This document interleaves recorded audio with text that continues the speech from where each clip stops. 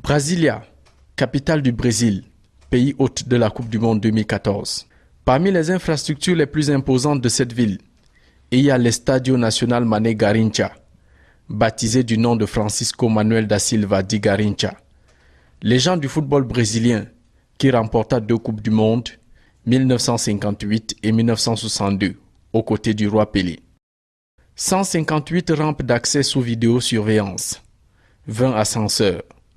Le dispositif sécuritaire n'est plus à démontrer. Des caméras placées à tous les coins du stade pour avoir à l'œil les faits et gestes des spectateurs. 2 écrans géants permettent aux spectateurs de vivre en temps réel et en mode ralenti les phases de jeu les plus captivantes. Sa capacité, 72 000 places sur sièges rétractables, réparties en tribunes et espaces VIP.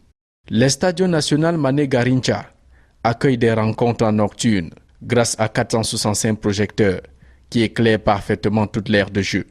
Son gazon de type Bermuda Tifton 419 répond aux normes et exigences de la FIFA.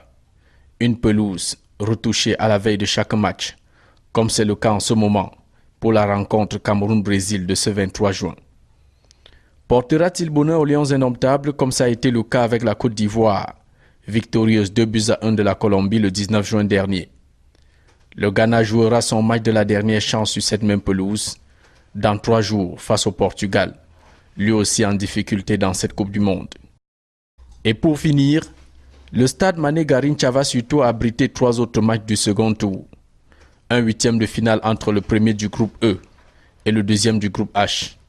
Puis, un quart de finale le 5 juillet et le match pour la 3e place le 12 juillet, veille de la grande finale au stade mythique de Maracana.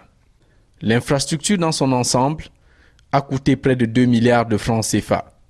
Elle a été inaugurée en 2012 par Dilma Vana Rousseff, présidente de la République fédérative du Brésil.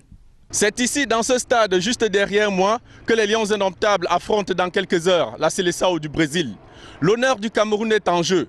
Ça passera ou ça casse. Les Lions indomptables du Cameroun sortiront-ils la tête haute avec au moins 1 point, ou alors 0 point avec la queue entre les jambes, comme en 2010 en Afrique du Sud?